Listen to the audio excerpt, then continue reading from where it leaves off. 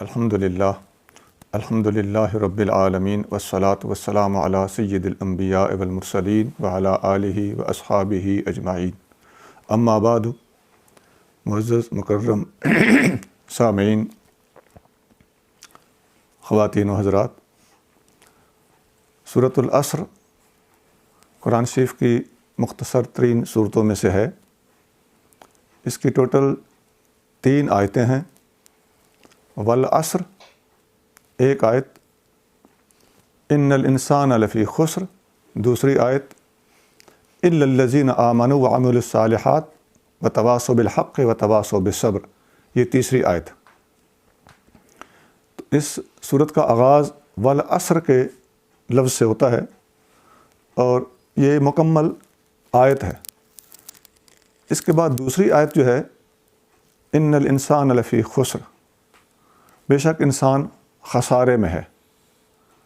قسم ہے زمانے کی، بے شک انسان خسارے میں ہے۔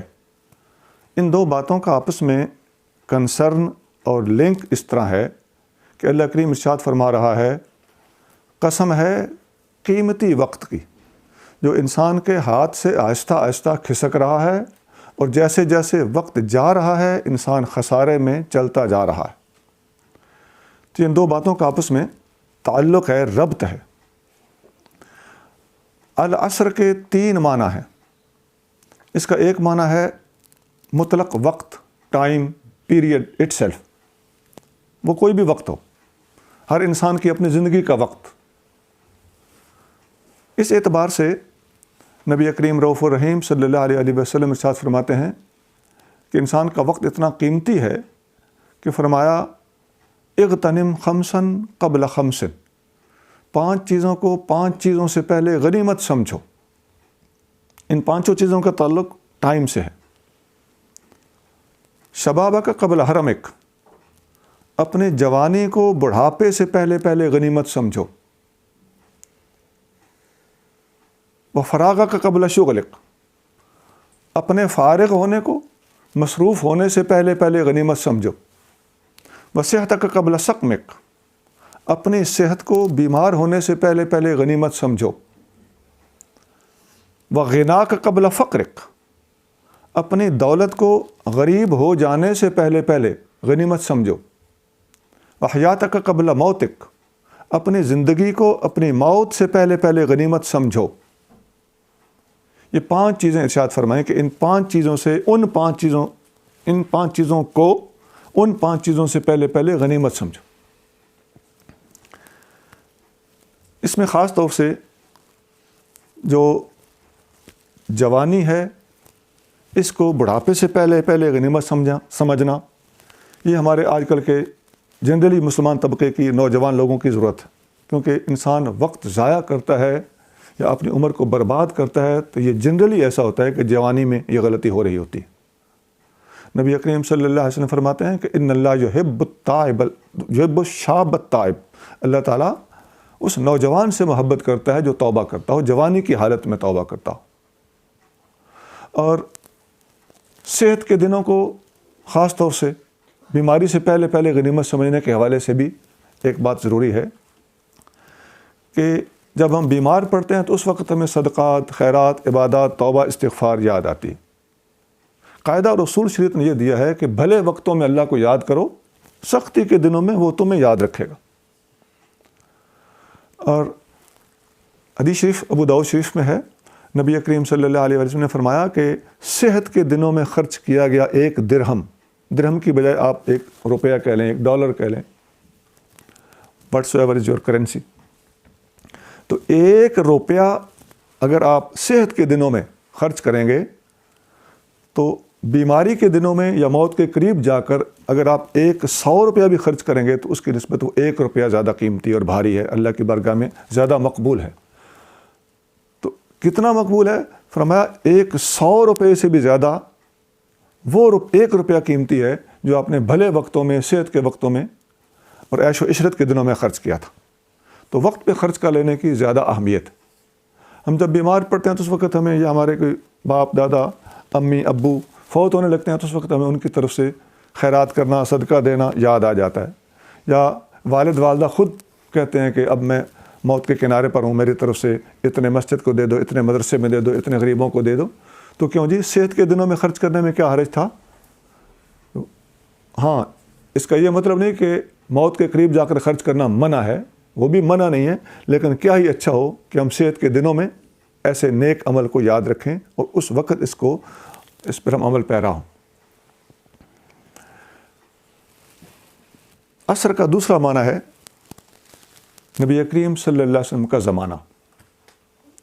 اس اعتبار سے بھی اللہ کریم عصر کی قسم اٹھا رہا ہے کہ مجھے قسم ہے اس قیمتی وقت کی جو میرے نبی کا زمانہ ہے صلی اللہ علیہ وآلہ وسلم۔ تو جیسا میں نے عصر کا ایک معنی بتایا کہ وقت مراد ہے، تو اس کے حوالے سے میں نے ایک حدیث پیش کی۔ یہاں عصر کا معنی نبی کریم صلی اللہ علیہ وسلم کا زمانہ ہے، تو اس حوالے سے بھی ایک حدیث پیش کر دیتا ہوں۔ صحیح بخاری اور صحیح مسلم میں حدیث ہے، نبی کریم رؤوف الرحیم صلی اللہ علیہ وسلم نے فرمایا، خیر القرون قرنی ثم الذین یلونہم ثم الذین یلونہم، بہترین زمانہ میرا زمانہ ہے، پھر اس سے بعد ملنے والے لوگوں کا زمانہ، پھر اس کے بعد ملنے والے لوگوں کا زمانہ۔ تو جو حضور کا زمانہ ہے، ظاہر ہے وہ صحابہ اکرام اہل بیت اطہار جو حضور کو دیکھ رہے تھے ان لوگوں کا زمانہ ہے، فرمایا یہ بہترین زمانہ ہے۔ تو اس حوالے سے ہم ایک مسلمان کی حیثیت سے لاجیکلی یہ کہہ سکتے ہیں کہ پوری دنیا جب سے اللہ تعالیٰ نے بنائی ہے، اس پورے کے پورے جو عرصہ زندگی ہے انسان کا، اس میں آدم علیہ السلام سے لے کے قیامت تک کے زمانوں میں سب سے افضل زمانہ وہ ہے جو ہمارے نبی کریم صلی اللہ علیہ وسلم کا زمانہ ہے۔ یہی وجہ ہے کہ بعد کے زمانے کے لوگ نبی کریم صلی اللہ علیہ وسلم کے زمانے کے لوگوں تک نہیں پہنچ سکتے، ان کی گرد کو بھی نہیں پہنچ سکتے۔ اور پھر نبی کریم صلی اللہ علیہ وسلم نے فرمایا، سب سے بہتر زمانہ میرا زمانہ ہے، پھر اس کے بعد والا زمانہ، یعنی جو لوگ صحابہ اکرام کو دیکھیں گے وہ ان کے بعد دوسرے نمبر پر فال کریں گے۔ اور ثم الذین یلونہم، پھر جو تابعین کو، صحابہ کے دیکھنے والوں کو دیکھیں گے، ان کو تبع تابعین کہتے ہیں، ان کا زمانہ سب زمانوں سے بہتر زمانہ ہے۔ تو گویا یہ تین زمانے، ان کو خیر القرون کے لفظ سے، بہترین زمانوں کے لفظ سے نبی کریم صلی اللہ علیہ وسلم نے تعبیر فرمایا۔ حدیث شریف میں آتا ہے، نبی پاک علیہ الصلوۃ والسلام نے فرمایا کہ لا تمس نار مسلما رآنی اور رآ من رآنی، یہ ترمذی شریف میں حدیث ہے، اس مسلمان کو آگ نہیں چھوئے گی، یعنی وہ جہنم میں نہیں جائے گا جس نے مجھے دیکھا یا مجھے دیکھنے والے کو دیکھا۔ یہ نبی کریم صلی اللہ علیہ وسلم کے زمانے کی فضیلت ہے اور نبی کریم رؤوف الرحیم صلی اللہ علیہ وسلم کو دیکھنے کی فضیلت ہے۔ یہی وجہ ہے کہ ہم نبی کریم صلی اللہ علیہ وسلم کے دیکھنے والوں کا ادب اور احترام کرتے ہیں، وہ خواہ صحابہ اکرام ہوں، خواہ اہل بیت اطہار ہوں۔ بہرحال ایمان کے ساتھ جس نے نبی کریم صلی اللہ علیہ وسلم کو ایک نظر دیکھ بھی لیا ہے، ہمارے نزدیک وہ صحابی ہے، ہمارے نزدیک وہ ہمارے سر کا صاحب اور تاج ہے، اور بعد والے اس کو نہیں پہنچ سکتے، اس لیے کہ اس کا تعلق خیر القرون سے ہے، بہترین زمانے کے لوگوں سے اس کا تعلق ہے۔ العصر زمانہ، اس کا تیسرا معنی ہے عصر کی نماز۔ حدیث شریف صحیح بخاری میں موجود ہے، نبی کریم رؤوف الرحیم صلی اللہ علیہ وآلہ وسلم نے فرمایا، من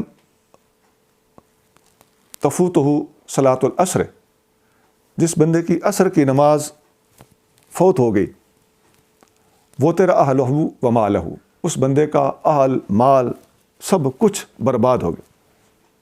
یہ بخاری اور مسلم میں حدیث ہے، اور عصر کی نماز کے حوالے سے یہ بڑے بھاری الفاظ ہیں کہ جس کی عصر کی نماز چھوٹ گئی اس کا اتنا بڑا نقصان ہو گیا، گویا اس کا گھر بار اور اس کی جان سب لٹ گئے۔ عصر کی نماز کی اہمیت قرآن کے اندر بھی مذکور ہے۔ اللہ کریم ارشاد فرماتا ہے، وَحَافِظُوا عَلَى الصَّلَوَاتِ وَالصَّلَاةِ الْوُسْطَىٰ، نمازوں کی حفاظت کرو، پابندی کرو، خاص طور سے عصر کی نماز کی، وسطی نماز۔ وسطی نماز سے مراد عصر کی نماز ہے۔ وسطی نماز سے مراد عصر کی نماز ہونے کا ثبوت بخاری، مسلم اور بہت ساری حدیثوں میں صحابہ کرام کی طرف سے دی گئی ایکسپلینیشنز اور تصریحات کے اندر موجود ہے کہ وسطی نماز سے مراد نماز عصر ہے۔ اور حدیث بخاری اور مسلم میں یہ بھی موجود ہے کہ نبی کریم صلی اللہ علیہ وآلہ وسلم نے فرمایا، عصر کی نماز کے بعد سورج ڈوبنے تک اور صبح کی نماز کے بعد سورج نکلنے تک زیادہ سے زیادہ تسبیحات کرو، تحمید کرو، اللہ کی حمد و ثنا بیان کرو، عبادات میں اور وظائف میں مشغول رہو۔ یہ وقت خاص طور سے اللہ کی رحمت کے بہا دیے جانے کا وقت ہے۔ یہی وجہ ہے کہ ان دو وقتوں میں جو بندہ غافل ہو جاتا ہے، سویا رہتا ہے، اس کی صحت، اس کے مالی حالات، اس کے گھر کے حالات سارے کے سارے ڈسٹرب ہو جاتے ہیں۔ عصر کی نماز کے بعد علماء نے، اولیاء نے، بزرگوں نے، پڑھنے پڑھانے والے لوگوں نے اس ٹائم پر اسٹڈی تک کرنے کو اتنا ریکمینڈ اور پسند نہیں کیا۔ اس وقت میں اللہ اللہ کرنی چاہیے، اللہ کی طرف اور اس کی عبادت کی طرف یکسو ہو کر متوجہ رہنا چاہیے۔ یہ دو ٹائم ایسے ٹائم ہے۔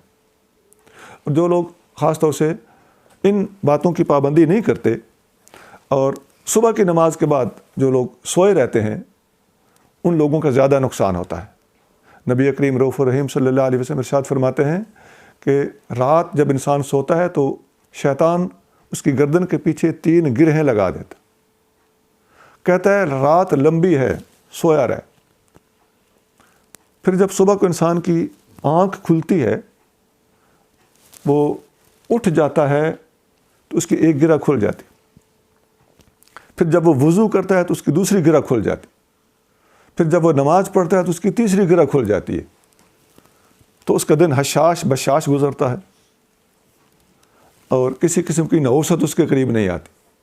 لیکن اگر کوئی بندہ اس وقت پہ سویا رہتا ہے تو حضور صلی اللہ علیہ وسلم نے فرمایا اس کا سارا دن نحوست میں گزرتا ہے، سستی میں گزرتا ہے، ٹینشن میں گزرتا ہے، پریشانی میں گزرتا ہے، بور رہتا ہے۔ اسی طرح ایک حدیث میں آتا ہے اللہ مبارک فی سحور امتی، اے اللہ میری امت کی صبح میں برکت ڈال، سویر کے ٹائم میں برکت ڈال۔ تو صبح کے ٹائم میں برکت حضور مانگ رہے ہوں۔ یہ سحور کے 2 معنی ہیں، صبح کا ٹائم اور رمضان شریف کی سحریاں، دونوں مراد ہو سکتے ہیں، لیکن مطلق سحور سحر کو بھی کہتے ہیں، فجر کے ٹائم کو بھی کہتے ہیں۔ اور صبح کے ٹائم میں برکت ڈالنے کی دعا نبی پاک علیہ الصلوۃ والسلام فرما رہے ہوں اور ہم اس برکت کو حاصل کرنے کے وقت پہ سوئے ہوئے ہوں، تو یہ پھر ہماری طرف سے کمزوری اور کمی ہے۔ اللہ کی طرف سے، اللہ کے محبوب صلی اللہ علیہ وسلم کی طرف سے کسی قسم کا کوئی رکھنا نہیں رہا اور ہمیں اطلاع کرنے میں، انفارم کرنے میں، انٹیمیٹ کرنے میں، ہمیں الرٹ کرنے میں نبی کریم صلی اللہ علیہ وسلم نے اپنا فرض ادا فرما دیا ہے۔ آپ دیکھتے ہیں کہ بہت سے گھروں میں شکایت آتی ہے کہ گھر میں برکت نہیں ہے، بچے آپس میں لڑتے ہیں، میاں بیوی کا جھگڑا ہوتا ہے، بعض لوگ شکایت کرتے ہیں کہ گھر میں خون کے چھینٹے پڑتے ہیں۔ اس کی بڑی وجہ ایک تو یہ ہوتی ہے کہ ایسے گھروں میں صبح کو جلدی اٹھنے کا رواج نہیں ہوتا۔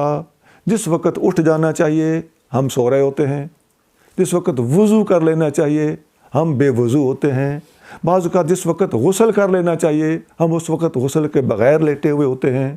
یہ وہ چیزیں ہیں جو گھروں میں خون کے چھینٹے پڑنے، نحوستیں آنے اور شیطانیت کا غلبہ ہونے کا سبب بنتی۔ شیطان ایسی چیزوں پر ہی عاشق ہے، فریفتہ ہے، اور جنات ایسی چیزوں پر زیادہ غالب ہوتے ہیں اور بڑھ چڑھ کے وہاں پر وہ پہنچتے ہیں۔ ایک وجہ اور بھی ہوتی ہے کہ جن گھروں میں اٹیچ باتھ ہوتے ہیں، آج کل رواج ہے تقریباً ہر گھر میں لوگوں کی کوشش ہے کہ اٹیچ باتھ ہوں، تو ایسے باتھ روموں میں بھی جب لوگ جاتے ہیں تو داخل ہونے کی دعا نہ پڑھیں اور نکلنے کی دعا نہ پڑھیں، تو ایسے گھروں میں بھی جنات اور اس قسم کی نحوستوں کے غلبے ہو جاتے ہیں، ان کے ڈیرے ہو جاتے ہیں، وہ وہاں پر رہائش پذیر ہو جاتے ہیں۔ اور ایگزاسٹ جو باتھ روم سے باہر اور پرلی طرف گلی کی طرف ہونا چاہیے یا کسی بھی آؤٹر سائڈ پہ ہونا چاہیے، اس کا بھی اہتمام کرنا ضروری ہے۔ ایگزاسٹ سے ان چیزوں کو، ایسی چیزوں کو باہر نکلنے کا چانس ملا رہتا ہے اور وہ ادھر کی ادھر ہی رہتی ہیں۔ تو گھروں میں ایگزاسٹ باہر کی طرف ہونے چاہیے، اور واش روم میں داخل ہونے کی دعا اللہم انی اعوذ بک من الخبث والخبائث، یہ تو باتھ روم کے بیرونی دیوار پہ لکھا ہوا ہوتا کہ بچے خواتین پڑھ کے اندر جائیں، اور باہر آئیں تو غفرانہ کا مختصر سا لفظ ہے، یہ پڑھ لیا جائے تو اس قسم کی پریشانیوں سے بچا جا سکتا ہے۔ سب کچھ، ہر مسئلے کا حل اسلام میں موجود ہے۔ ہم عمل پیرا نہ ہو کر کسی ماحول میں، کسی معاشرے میں، کسی دوستی، کسی یاری میں یا کسی سستی کا شکار ہو کے ہم ان چیزوں سے دور رہیں تو ہماری اپنی کوتاہی، غلطی ہے، ورنہ اسلام نے ہر موڑ پر رہنمائی فراہم کی ہوئی. یہ ٹوٹل 3 چیزیں میں نے عرض کر دی ہیں کہ عصر کا معنی ہے وقت، اور وقت سے مراد ٹائم اٹ سیلف، زندگی کا سارا ٹائم، یہ بہت قیمتی ہے. اس پر حضور نے اپنے حدیث کے اندر وضاحت ارشاد فرما دی. نمبر 2، نبی کریم رؤوف الرحیم صلی اللہ علیہ وسلم کا اپنا زمانہ، یہ زمانہ تمام زمانوں سے زیادہ اہم اور قیمتی ہے. اس پر بھی نبی کریم صلی اللہ علیہ وسلم کی حدیث میں نے آپ کے سامنے رکھ دی. اور نمبر 3، عصر کی نماز. اس حوالے سے بھی میں نے آپ کے سامنے کافی ساری حدیثیں اور اس کی ڈیٹیل رکھ دی ہے. یہ تھا والعصر، ایک لفظ کی اب تک تشریح مکمل ہے. قسم ہے زمانے کی، قسم ہے وقت کی، قسم ہے نبی پاک علیہ الصلوۃ والسلام کے دور کی، قسم ہے عصر کی نماز کی. اب اللہ کریم ان چیزوں کی قسم کیوں اٹھاتا ہے؟ ہم جب قسم اٹھاتے ہیں تو ہمیں حکم ہے اللہ کی قسم اٹھاؤ. اللہ کے سوا کسی کی قسم اٹھانا درست نہیں ہوتا. لیکن اللہ کریم سے بڑا کوئی نہیں ہے. اللہ کسی چیز کی جب قسم اٹھاتا ہے تو اس چیز کی اہمیت کے پیش نظر قسم اٹھاتا ہے. اللہ سے بڑی کوئی چیز نہیں ہے، لیکن وہ چیز چونکہ انسانی استعمال کے حوالے سے، انسانی زندگی کے حوالے سے اور دنیا کے سامنے اس چیز کی کسی نہ کسی ریفرنس، کسی نہ کسی حوالے سے جو کہ اہمیت ہوتی ہے، اور اللہ کریم اس کی اہمیت ظاہر کرنا اور بیان فرمانا چاہتا ہے، اس لیے اللہ کریم ایسی چیزوں کی بعض اوقات قرآن شریف میں قسم اٹھاتا ہے. تو یہاں اللہ کریم نے عصر اور وقت کی قسم اٹھائی اور فرمایا ان الانسان لفی خسر. جو بھی وقت سے یا میرے نبی پاک صلی اللہ علیہ وسلم کے زمانے کی قربت سے فائدہ نہیں اٹھا رہا، یا جو عصر کی نماز سے فائدہ نہیں اٹھا رہا، فرمایا ایسے لوگ جیسے جیسے لیٹ ہوتے جا رہے ہیں، جیسے جیسے لیگ کرتے جا رہے ہیں، اتنا ہی وہ خسارے میں چلتے جا رہے ہیں.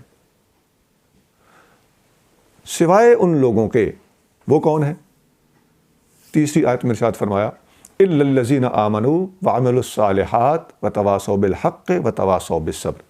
سوائے ان لوگوں کے جو ایمان لائے، نیک عمل کیے اور حق اور صبر کی وصیت کرتے رہے. تو 3 نشانیاں ہیں ان لوگوں کی، 3 صفات ہیں ان لوگوں کی جو خسارے سے بچ گئے. نمبر 1، وہ ایمان لائے. نمبر 2، انہوں نے نیک عمل کیے. نمبر 3، انہوں نے حق اور صبر کی وصیت کی. جس طرح میں نے پہلے پورشن میں گفتگو کی ہے کہ عصر کے 3 معنی ہیں، میں نے اس کو نہایت مختصر کیا ہے، ادروائز ورنہ وہ اٹ سیلف ایک مکمل لیکچر ہے، عصر کی پوری ڈیٹیل اگر میں عرض کروں تو. اسی طرح یہاں بھی جو لوگ خسارے سے بچ گئے ان کی بھی 3 صفات ہیں. یہ ایک مکمل مضمون ہے. ایمان لانا 1، نیک عمل کرنا 2، اور حق اور صبر کی وصیت کرنا 3. یہ جو 3 چیزیں ہیں ان کو تھوڑے مختلف لفظوں کے ساتھ میں دوبارہ عرض کر دیتا ہوں. ایمان یعنی عقیدہ، عقیدہ ٹھیک ہونا چاہیے. عمل یعنی عبادات کرنی چاہیے، عبادت کے معاملے میں بندہ سست نہ ہو. اور حق اور صبر کی تلقین، اس کا مطلب ہے کہ انسان کی اخلاقیات اور لوگوں کے ساتھ اس کی ڈیلنگ اور معاشرے کو اندر اس کا رہن سہن اور معاشرتی نظم و ضبط یہ اچھا ہونا چاہیے. تو 3 چیزیں یوں نکلیں: عقیدہ، عمل، اخلاق. ہمارے علماء نے اپنی اپنی کتابوں میں ان 3 چیزوں پر بڑا زور دیا ہے، اور پورے کے پورے دین کا خلاصہ بھی انہی 3 چیزوں کو قرار دیا ہے. پورے دین کے اندر ان 3 چیزوں سے باہر کچھ بھی نہیں ہے. سارے کا سارا دین ان 3 چیزوں میں سمٹا ہوا ہے. نمبر 1 عقیدہ، نمبر 2 عبادات، نمبر 3 اخلاق. عقیدے میں بنیادی چیزیں کون سی ہیں؟ اللہ تعالیٰ جل شانہ کو ایک ماننا، اللہ کی آسمانی کتابوں پر ایمان رکھنا، اللہ کے رسولوں کو ماننا، تمام فرشتوں کو ماننا، قیامت کو ماننا، اللہ کی تقدیر پر اعتقاد رکھنا. اللہ تعالیٰ قرآن شریف میں ارشاد فرماتا ہے جو بندہ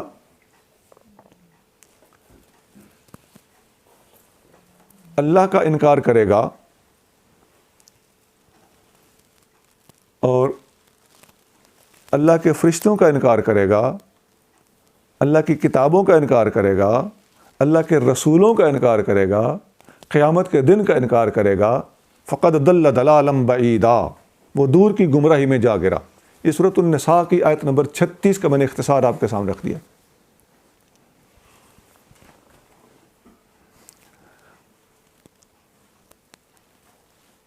اس آیت کے اندر اللہ تعالیٰ پر ایمان لانا، فرشتوں پر ایمان لانا، کتابوں پر ایمان لانا، رسولوں پر ایمان لانا اور آخرت پر ایمان لانا، یہ اختصار کے ساتھ بیان ہوا ہے۔ اس قسم کی اور بھی آیتیں قرآن شریف کے اندر جگہ جگہ موجود ہیں، اور وہ سورۃ بقرہ کی آخری جو الفاظ ہیں وہ عام طور پہ لوگوں کو، ہمارے قاریوں کو، کہیں صرف امام مسجد بھی ہو تو کوشش کرتے ہیں کہ اس رکوع کو کم از کم یاد کر لیا جائے، کل آمن باللہ وملائکتہ وکتبہ ورسلہ۔ تو یہ ہماری ایمانیات کی بیسک اور بنیادی چیزیں ہیں جن کے اوپر ہمارا اعتقاد، ایمان اور یقین ہونا چاہیے۔ اللہ تعالیٰ کو ایک ماننا الحمدللہ ہر مسلمان کا عقیدہ ہے۔ اللہ تعالیٰ کے برابر کوئی نہیں، اوپر تو دور کی بات ہے۔ اللہ تعالیٰ کے سوا عبادت کا حقدار کوئی نہیں، اللہ تعالیٰ کے سوا کسی کو سجدہ جائز نہیں، کسی انسان کو سجدہ جائز نہیں، کسی قبر کو سجدہ جائز نہیں۔ اگر کوئی لوگ نادانی کی وجہ سے، ناسمجھی کی وجہ سے کہیں جا کر سجدے وغیرہ کرتے ہیں اللہ کے سوا، تو ان کا ذاتی فعل ہے۔ ہم ان کو سمجھاتے ہیں، بتاتے ہیں، اب بھی بتا رہے ہیں کہ اللہ کے سوا کسی کے لیے سجدہ جائز نہیں ہے، اللہ واحد لا شریک ہے، اس کے سوا کوئی عبادت کا حقدار نہیں ہے۔ اگر اللہ کے سوا کسی کو سجدہ جائز ہوتا تو نبی کریم صلی اللہ علیہ وآلہ وسلم فرماتے ہیں کہ میں عورت کو حکم دیتا کہ اپنے شوہر کو سجدہ کرے، لیکن اللہ کے سوا کسی کے لیے سجدہ روا اور جائز نہیں ہے۔ نبی کریم صلی اللہ علیہ وسلم کا مرتبہ اللہ کریم کے بعد ہے، اس میں کوئی شک نہیں کہ اس تمام کائنات کے اندر، تمام مخلوقات میں سب سے اونچا رتبہ ہمارے نبی کریم رؤوف الرحیم صلی اللہ علیہ وسلم کا ہے، لیکن آپ صلی اللہ علیہ وسلم بھی عبادت کے حقدار نہیں ہیں۔ آپ صلی اللہ علیہ وسلم کو سجدہ نہیں کیا گیا، نہ آپ نے خود اپنے آپ کو سجدہ کروایا ہے۔ ایک غیر مسلم نے آپ سے ایک دفعہ معجزہ طلب کیا تھا، آپ نے اس کو معجزہ دکھایا، تو جب وہ مطمئن ہو گیا، سیٹسفائی ہو گیا اور وہ کنونس ہو گیا، تو کہنے لگا کہ مجھے اجازت دیجیے میں آپ کو سجدہ کروں۔ تو اس وقت بھی آپ صلی اللہ علیہ وسلم نے فرمایا تھا کہ اگر میں اللہ کے سوا کسی کو سجدے کی اجازت دیتا تو میں بیوی کو کہتا کہ اپنے شوہر کو سجدہ کرو، لہذا میں سجدہ نہیں کرواؤں گا۔ اور یہ بھی ہمارے نبی کریم صلی اللہ علیہ وسلم کی صداقت کا ایک بہت بڑا ثبوت ہے کہ اتنی بڑی ہستی، اس قدر لوگ مانتے ہوں، اس قدر جھکنے کے لیے دنیا تیار ہو چکی ہو، اس کے باوجود آپ صلی اللہ علیہ وسلم نے اپنے آپ کو سجدہ نہیں کروایا، بلکہ خود بھی اللہ کو ہی سجدہ کیا ہے، لوگوں کو بھی اللہ کے سامنے جھکنے کا حکم دیا ہے۔ یہ آپ کی صداقت کا ایک بہت بڑا ثبوت ہے۔ جس طرح آپ صلی اللہ علیہ وسلم کی رسالت پر ایمان رکھنا ضروری ہے، اسی طرح آپ صلی اللہ علیہ وسلم کے آخری نبی ہونے پر بھی اعتقاد اور یقین رکھنا ضروری ہے۔ اس میں ہمیں کوئی شک نہیں کہ نبی کریم رؤوف الرحیم صلی اللہ علیہ وسلم کے بعد کسی قسم کی نبوت کا دروازہ بند ہے۔ حدیث امام طبرانی نے نقل کی ہے، سند اس کی صحیح ہے۔ نبی کریم صلی اللہ علیہ وسلم فرماتے ہیں اول الانبیاء آدم وآخرهم محمد، سب سے پہلے نبی کا نام آدم ہے اور آخری نبی کا نام محمد صلی اللہ علیہ وسلم ہے۔ تو پہلے نبی آدم اور آخری نبی محمد صلی اللہ علیہ وسلم، یہ الفاظ ایسے ہیں کہ اگرچہ حضور کریم صلی اللہ علیہ وسلم کے آخری نبی ہونے پر ہمارے پاس بہت ساری حدیثیں موجود ہیں، لیکن یہ حدیث ہم نے بے شمار 200-250 سے اوپر حدیثیں ہیں ہمارے پاس، ان میں سے ہم نے اس مختصر سے لیکچر میں یہ حدیث اس لیے سلیکٹ کی ہے کہ اس حدیث کے اندر ایک انوکھے طریقے سے نبی پاک علیہ السلام نے اپنا آخری نبی ہونا ایکسپلین کیا ہے، بیان فرمایا ہے۔ آقا فرما رہے ہیں کہ سب سے پہلے نبی آدم ہیں اور سب سے آخری نبی محمد صلی اللہ علیہ وسلم ہے۔ تو جو لوگ اس میں فریب دیتے ہیں کہ حضور کے بعد اس قسم کا یا اس قسم کا کوئی نبی آ سکتا ہو، تو حضور علیہ السلام نے اچھی تمثیل کے ساتھ اور اچھے کمپیریزن کے ساتھ اس بات کو واضح کیا ہے کہ آدم اول ہے اور میں آخری ہوں، تو آدم سے پہلے کسی قسم کی کوئی نبوت نہیں ہو سکتی، فلاں قسم اور ایسی قسم اور ویسی قسم۔ آدم سے پہلے جب کچھ نہیں ہے، کوئی نبی نہیں ہے، تو جس معنی میں آدم اول ہیں اسی معنی میں محمد آخر ہیں۔ جس طرح آدم سے پہلے کوئی نہیں ہے، کوئی نبی نہیں ہے، اسی طرح حضور صلی اللہ علیہ وسلم کے بعد بھی کسی قسم کی نبوت نہیں ہے، نبوت کا دروازہ بند ہے۔ اس کے بعد نبی کریم صلی اللہ علیہ وسلم کے خلفۂ راشدین کا ذکر آتا ہے۔ سیدنا ابو بکر صدیق رضی اللہ تعالیٰ عنہ خلیفہ اول ہیں، سیدنا عمر فاروق خلیفہ دوم ہیں، سیدنا عثمان غنی خلیفہ سوم ہیں، سیدنا علی المرتضیٰ رضی اللہ تعالیٰ عنہ خلیفہ چہارم ہیں۔ ان سب کی خلافت پر اور ان کی اسی طرح بالترتیب افضلیت پر نبی کریم صلی اللہ علیہ وسلم کے بعد اس امت میں ان 4 ہستیوں کے اس نمبر پر اور اس طریقے سے اس سیکوینس کے ساتھ آپ کی خلافت کے واقع ہونے پر ہمارا ایمان اور اعتقاد ہے۔ نبی کریم صلی اللہ علیہ وآلہ وسلم فرماتے ہیں رحم اللہ ابا بکر، اللہ تعالیٰ ابو بکر پہ رحمت کرے، زوجنی ابنتہ وحملنی الی دار الہجرت، اس نے اپنی بیٹی میرے نکاح میں دی اور ہجرت کی رات مجھے اپنے کندھوں پہ اٹھایا یا میری سواری کا بندوبست کیا۔ ورحم اللہ عمر، اللہ تعالیٰ عمر پہ رحمت کرے، یقول الحق ولو کان مرا، اللہ تعالیٰ عمر پہ رحمت کرے، حق بولتا ہے خواہ کڑوا ہو۔ وترکہ الحق وما لہ صدیق، حق کی خاطر اکیلا رہ جاتا ہے، اس کو دوست بھی چھوڑ جاتے ہیں مگر یہ حق بولنے سے باز نہیں آتا۔ ورحم اللہ عثمان، اللہ تعالیٰ عثمان پہ رحمت کرے، یستحییہ الملائکہ، اللہ تعالیٰ کے فرشتے بھی اس سے حیا کرتے ہیں۔ ورحم اللہ علی، اللہم ادر الحق ما هو حیث ما دار، اللہ تعالیٰ علی پر رحمت کرے، اے اللہ حق جدھر جائے علی ادھر جائے۔ اللہم ادر الحق حیث ما دار، علی جدھر گھومے حق کو علی کے ساتھ گھما دے۔ تو یہ ان 4 خلفۂ راشدین کا ذکر اس کے علاوہ بہت ساری حدیثوں میں، اور ریئلی بہت ساری حدیثیں ہیں، میں نے صرف ایک حدیث آپ کے سامنے چن کے رکھی ہے، یہ جامع ترمذی میں حدیث موجود ہے۔ اسی طرح خلفۂ راشدین کے بعد مختلف زمانوں میں جس طرح لوگ صحابہ اکرام میں سے بھی مختلف مراتب، مدارج، خلافتیں آگے چلتی رہیں، ہم سب کا ادب اور احترام کرتے ہیں، ہم ادب والے لوگ ہیں، کسی کی ایک کی بھی بے ادبی، کسی کی بھی شان میں معمولی سی تنقیص ہمارے مذہب میں الاؤڈ نہیں ہے، اس کی اجازت نہیں ہے، خواہ نبی پاک علیہ السلام کے صحابہ اکرام ہوں یا نبی کریم صلی اللہ علیہ وسلم کے اہل بیت اطہار ہوں رضی اللہ تعالیٰ عنہم اجمعین۔ میں نے اختصار کے ساتھ عقیدے کی بات کی ہے، اس کی ڈیٹیل بہت زیادہ ہے لیکن ہم نے آگے بڑھنا ہے۔ تو الا الذین آمنوا، وہ لوگ خسارے سے بچ گئے جو ایمان لائے، انہوں نے اپنا ایمان، عقیدہ، اعتقاد، نظریہ، اپنا ڈیوائن درست رکھا، وہ لوگ خسارے سے بچ گئے۔ دوسری نشانی اور علامت اور صفت ان کی یہ ہے کہ وعملوا الصالحات، انہوں نے نیک عمل کیے۔ نیک اعمال کرنا، اس سے مراد نماز، روزہ، حج، زکوٰۃ اور عبادات کی ادائیگی، اس کی پوری ڈیٹیل کتابوں کے اندر، فقہ کی کتابوں کے اندر موجود ہے۔ ان کتابوں کو فقہ کی کتابیں کہا جاتا ہے، جو درسوں میں پڑھائی جاتی ہیں۔ بڑی انیشیل اور بیسک کتاب ہے نور الازا، پھر قدوری ہے، کنز الدقائق ہے، یہ فقہ کی کتابیں ہیں جن کے اندر نماز، روزہ، حج، زکوٰۃ، نکاح، طلاق، حلال، حرام، اینڈ تک پورے کے پورے اسلامی احکام موجود ہیں۔ تو ان کے اوپر عمل پیرا ہونا، ان کو بجا لانا، ان کو سیکھنا، ان کو اپنی زندگی کو ان کے مطابق ڈھالنا، یہ ساری کی ساری چیزیں وعامل الصالحات کے تحت آتی ہیں کہ وہ لوگ خسارے سے بچ گئے جنہوں نے ایمان کے بعد نیک عمل کیے۔ قرآن شریف میں اکثر مقامات پر الذین آمنوا وعملوا الصالحات، الذین آمنوا وعملوا الصالحات کے الفاظ ملتے ہیں۔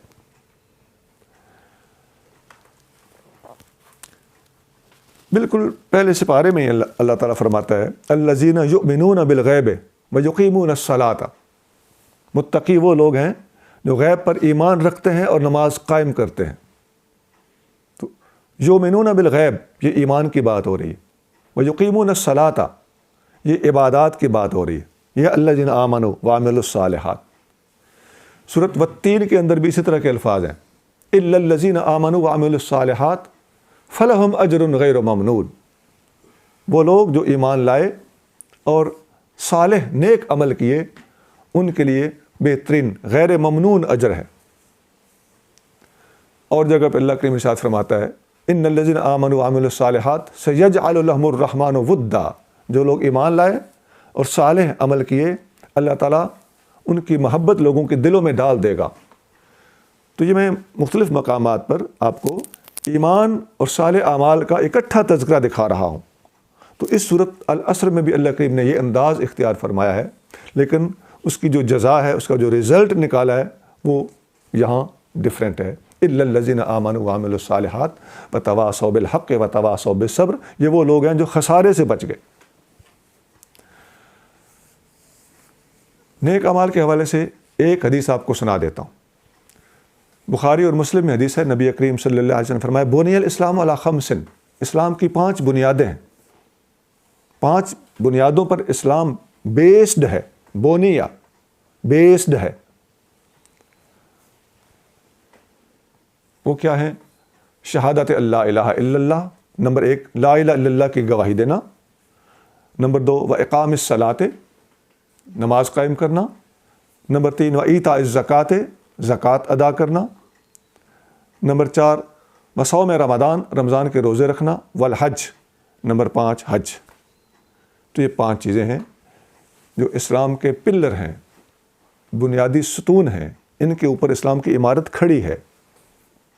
ان کا تعلق لا الہ الا اللہ کا تعلق عقیدے کے ساتھ ہے، اور نماز، زکوٰۃ، روزہ، حج کا تعلق عبادات کے ساتھ ہے. تو لا الہ الا اللہ محمد رسول اللہ یہ کیا ہے؟ یہ الذین آمنوا کا خلاصہ ہے.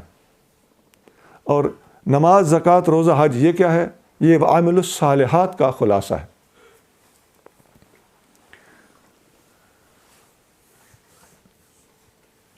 اس سے اگلے الفاظ ہیں وتواصوا بالحق وتواصوا بالصبر. یہ لوگ حق اور صبر کی وصیت کرتے رہے. اس کا تعلق اخلاقیات کے ساتھ، لوگوں کے ساتھ اچھا سلوک کرنا، حق کا پیغام پہنچانا، خود عمل کرنا، عمل کر کے دکھانا، لوگوں کو اچھی راہ پہ چلانا. نبی کریم رؤوف الرحیم صلی اللہ علیہ وسلم نے وہ جو حدیث ارشاد فرمائی، فاروق اعظم کا ذکر میں نے ابھی آپ کو سنایا ہے. آقا کریم صلی اللہ علیہ وسلم فرما رہے ہیں کہ یقول الحق ولو کان مرا. عمر حق کہتا ہے خواہ کڑوا ہو. اب اس کا بہترین مظاہرہ فاروق اعظم نے کیا، حق بولنے کا بہترین مظاہرہ. اور حضرت علی المتضار رضی اللہ عنہ نے فرمایا کہ اللہم ادر الحق ما هو حیث ما دار. اے اللہ، علی جس درجہ علی کے ساتھ حق کو گھما کے رکھ دے. تو یہ حق ہے. تو حق سے ایک مراد دین حق ہے، حق سے مراد قرآن ہے، حق سے مراد کلمہ حق ہے، حق سے مراد دین اسلام کی تبلیغ ہے. یہ ساری ڈیٹیلز تھوڑے تھوڑے لفظوں کے ساتھ مختلف تفسیر کی کتابوں کے اندر مذکور ہے.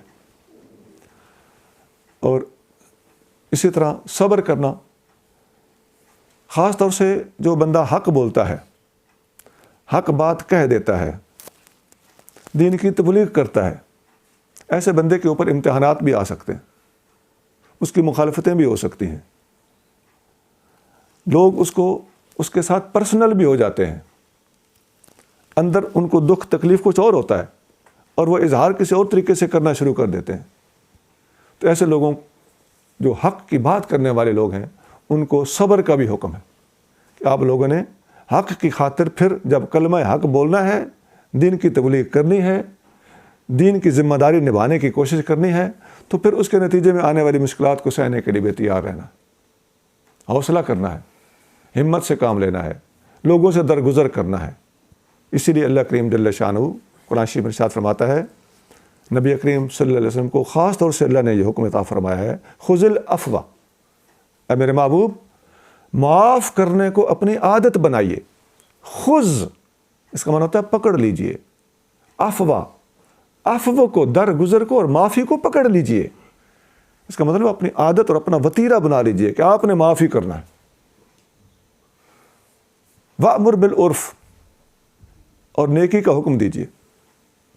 اب یہ 2 باتیں تھیں. اصل اللہ تعالیٰ فرمانا چاہ رہا ہے کہ آپ دین کی تبلیغ فرمائیں، لیکن دین کی تبلیغ کا حکم دینے سے پہلے اللہ کریم جل شانہ نے خذ العفو کا لفظ پہلے ارشاد فرمایا کہ معافی دینے کو اپنا وتیرہ بنا لیجئے، اب دین کی تبلیغ کا کام کرنے کو ہاتھ ڈالیے.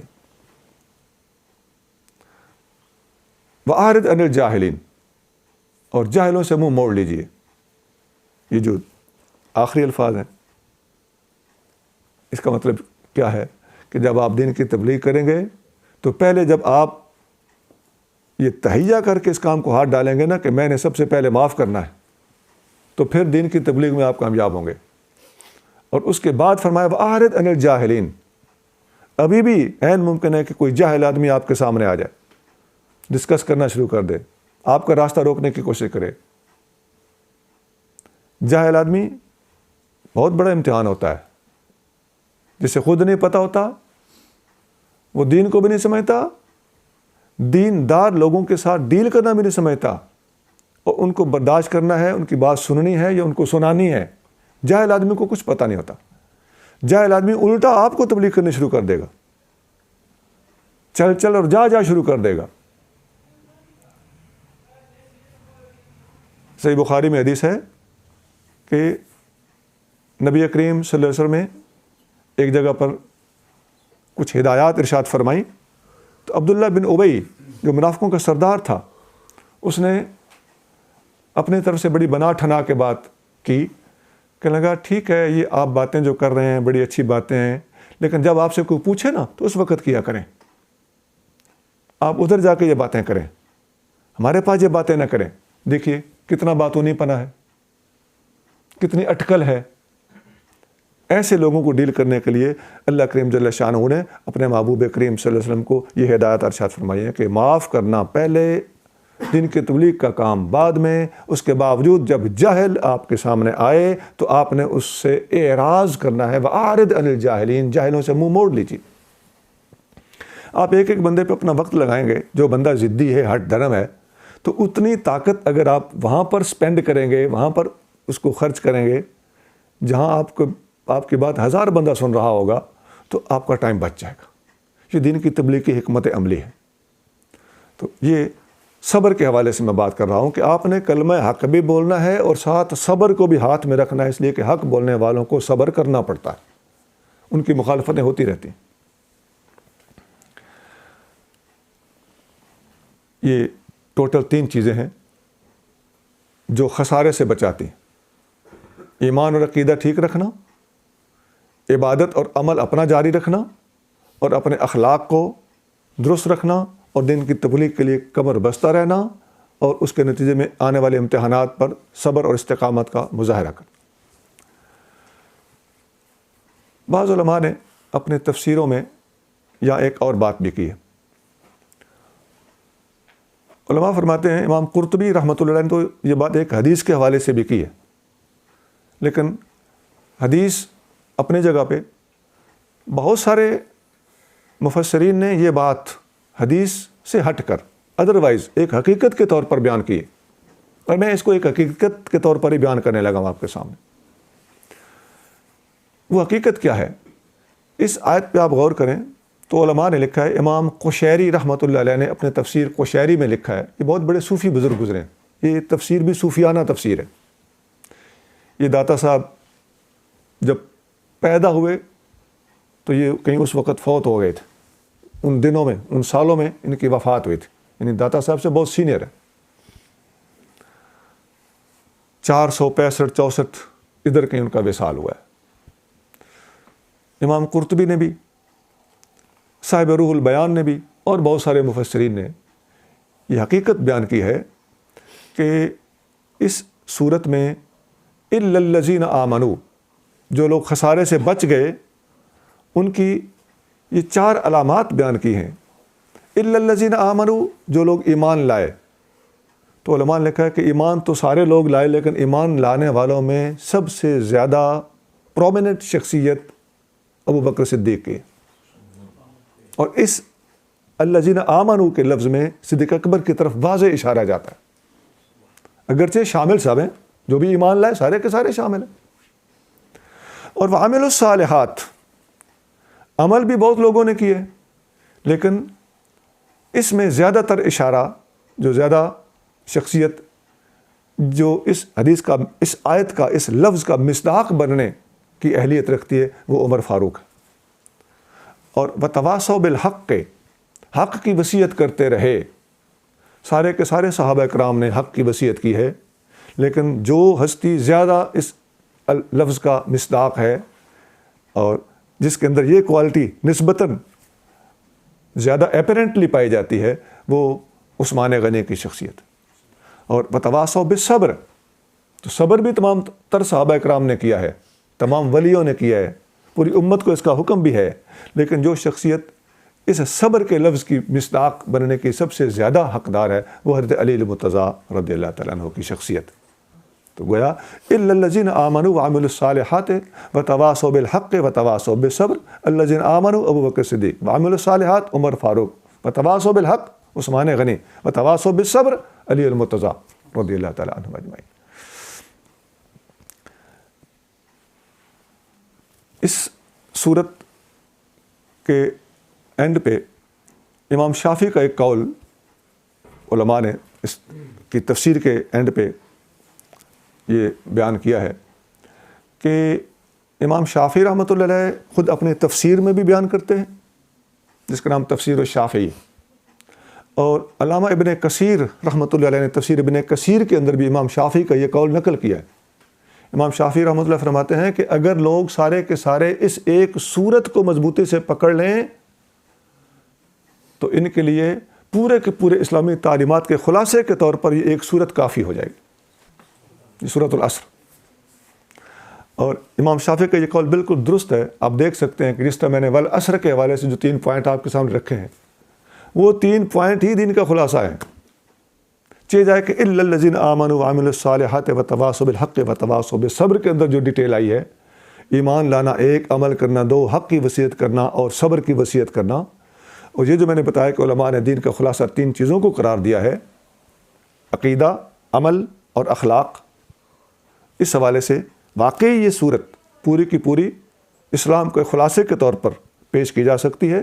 اور اگر لوگ مسلمان اس ایک صورت کو اپنے عمل میں لے آئیں تو یہ ان کے لیے کافی ہو سکتی ہے. یہ واقعی بات تحقیق کے مطابق اور پوری تفصیلی مطالعہ کرنے کے بعد ایک واقعی تصدیق شدہ چیز ہے کہ امام شافعی نے بالکل جو کچھ فرمایا وہ سچ فرمایا. صحابہ کرام کی عادت تھی کہ جب آپس میں 2 صحابی مل کے بیٹھتے تو حدیث طبرانی میں موجود ہے، سند اس کی بالکل صحیح ہے، جب بھی مل کر بیٹھتے تو اس وقت تک ڈسمس نہیں ہوتے تھے جب تک یہ صورت ایک دوسرے کو سنا نہیں لیتے تھے، سورۃ العصر. تو یہ بھی اس صورت کی فضیلت ہے، اس کی شان ہے. گویا اشارہ ملتا ہے کہ تمام صحابہ کرام اس صورت کو واقعی قرآن کا خلاصہ سمجھتے تھے اور اس کو بڑی اہمیت دیتے تھے کہ اس کو سنے سنائے بغیر ڈسمس تک نہیں ہوتے تھے.